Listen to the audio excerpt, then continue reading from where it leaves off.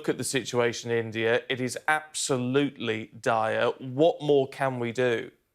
Well, it's a heartbreaking situation in India, and my heart goes out to the people of India and the severe problems they're facing.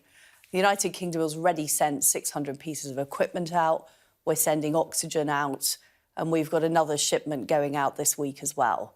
And we're working very, very closely with partners across the world to make sure India has the supplies it needs. And of course, India was of huge help to the United Kingdom last year, making sure we had the paracetamol we need. They're a close ally of the United Kingdom, and we really are working hard to make sure that we can help as much as possible. I mean, Christian Aid have said now that most British people in high-risk categories have been vaccinated, we now need to start sharing our vaccine supplies with nations like India urgently. Well, we're already part of the COVAX programme, which is about supplying vaccines around the world. We're the third largest donor. Of course, the AstraZeneca vaccine is being produced in India, and that has been done under voluntary licence. And I'm working very closely with Dr. Ngozi at the World Trade Organization to see what more we can do to ramp up vaccine supply across the world, because you're absolutely right. Nobody is safe until everybody is safe, and we need to make sure that we increase supply as much as possible, of course, to continue with our vaccination programme here in the UK, but also to make sure the people of India are vaccinated and across the world. But in terms of India, the immediate issue is oxygen. That is our focus. That is the product that we're getting out to India as rapidly as possible, because that is the immediate issue they're facing. But I have a call later today with my Indian counterpart. We're talking about the free trade agreement negotiations, but we're also talking about what more we can do to help this immediate crisis in India. In terms of the trade deal, which has been announced today, I mean, it is significant. You're looking at £1 billion of new UK-India trade and investment that is being announced today. That is hugely significant, but why is it not a free trade deal? So, first of all, this is a significant announcement. It's going to mean 6,000 new jobs in the United Kingdom, including areas like vaccination. So we've got the Serum Institute of India investing more in the United Kingdom. There are also going to be more opportunities in India, because this is about a win-win for both countries. It's about helping India with the immediate COVID crisis, but also helping India build back better after the COVID crisis. We will start negotiations on a full free trade agreement this autumn. Of course, free trade agreements take longer. What this is the immediate gains that we can get for both countries, driving jobs and growth here in Britain and in India. How quickly do you think then you can work with this in place? How quickly can you then work towards a free trade deal? We want to launch negotiations in autumn. We want to get those negotiations completed as soon as possible. But, of course, we'll be looking for early wins that we can gain for both countries. So, for example, there are currently very high tariffs on cars into India, on products like whisky into India. We want to see those tariffs lowered or removed to benefit industries here in Britain. And similarly, there are products from India that we want to see here in the United Kingdom. And if you think about it, India is the world's largest democracy. It's a rapidly growing economy. Currently, our trade is $24 billion. We think we can double that by 2030. And this is where Britain needs to be. We need to be trading with those fast-growing parts of the world to the benefit of British people right across the country. Can I ask you about the allegations still circling around Number 10? Because obviously we're now in an election week, got the local elections on Thursday. How damaging do you think these allegations are in the run-up to a local election? Well, I've been out campaigning in the elections across the country, and what people want to know is they want to know, what are my opportunities going to be? How fast is the government getting on with the vaccination programme? We just had the announcement yesterday. We've done 50 million vaccines across the UK. They want to know that we are on track with our roadmap for getting out of the COVID lockdown. That's what people are concerned about. And I think these allegations and counter-rumours from what's going on in Number 10 are of very, very little interest to people across the country. What they want to know is how we're dealing with COVID, how the vaccination programme is going and how we're building jobs and growth.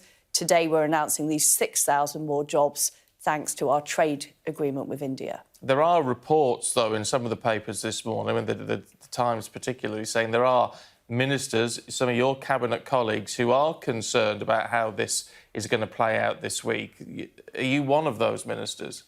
I'm 100% focused on my job of getting new trade deals for the United Kingdom, bringing jobs and growth across the United Kingdom, getting more of our fantastic companies exporting their cars, their food and drink products, their IT products around the world.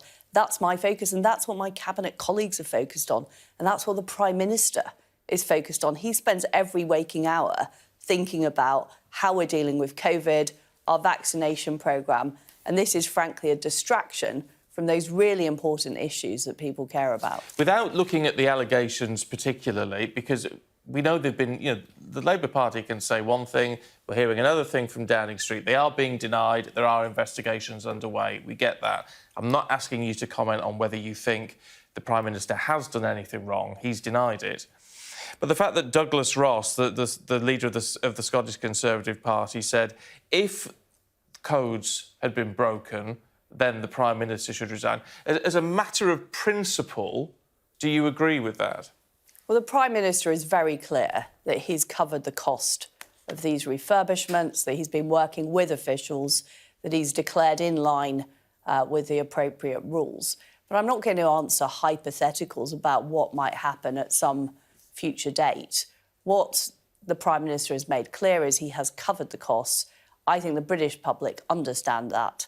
They want us to get on with the job, which is delivering the vaccine programme and making sure we recover our economy after COVID and that we have the jobs and growth we need across the UK. Yeah, but even if we were sort of pose the question in the way of saying if any Prime Minister of any party... That's an even more hypothetical question. I mean, that's an even more hypothetical question. But there is a general rule, is that if someone breaks a ministerial code, they're expected to go. And I know that ultimate decision is made by the Prime Minister, but, the Prime Minister has been very clear that he has covered the costs of these refurbishments. If you speak to voters across the country, which I've been doing during these elections, they fully understand. They think that's completely reasonable. OK. Look, can we talk holidays? Because I'm sure you're desperate for a holiday, like we all are. Do you think we are going to be able to get away from May the 17th? Well, we won't have much longer to wait to get the full announcement from the Travel Task Force. I would suggest that people wait for that announcement. Of course, we're doing all we can to make sure that we follow our roadmap, that we open up the economy and travel gradually. But the really important thing is that we don't move too fast and jeopardise the progress we've made. People will have to wait a bit longer, I'm afraid, to be able to hear the news on exactly what's happening on the travel front. But I can assure you the government's working very hard. I mean, bring it in gradually is one thing. I mean, there's talk of this big bang reopening. Thomas Cook have said their bookings are 50% higher this week than last. I mean, people are chomping at the bit.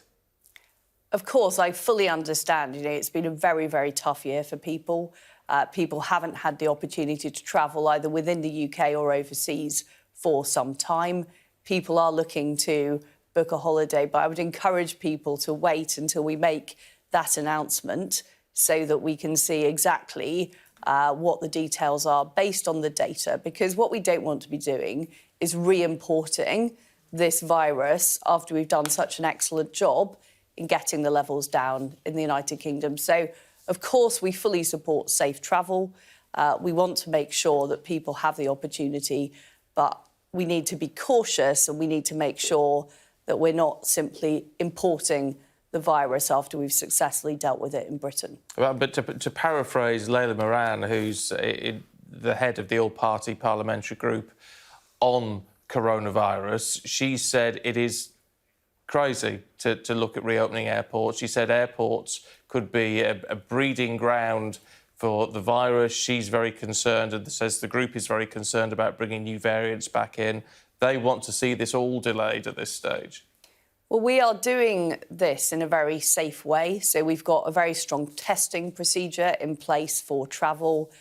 We have a strong quarantine regime, and any further any opening up of travel will be made fully safe. And of course, that is why we're taking our time. The Transport Secretary is working very closely with airports to make sure that these procedures work. But I think it's absolutely right that once we are able to, we do open these corridors up because, first of all, it's important for trade. It's important for economic opportunities. It's important for jobs and growth here in Britain. It's important for people with family connections around the world to be able to visit and see their families. And of course, if we are able to have people go on holiday, I don't see any reason they shouldn't, provided it's safe. But that is the key question that the task force is determining. Is it safe? Which countries is it safe with? And we will make announcements in due course. But I don't think it will be too much longer before we make those announcements. So I would encourage people to wait for those latest announcements. But you see, there is a sort of pressing issue here, isn't there? We're talking on, potentially the 17th of May. We haven't had the traffic light system announced yet. We're expecting that on the 1st. So we don't know which countries we can go to and come back without quarantining.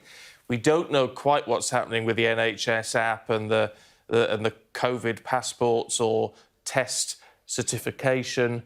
Yeah, I mean, there's a lot to cram in a very short space of time. Are you on track to do that?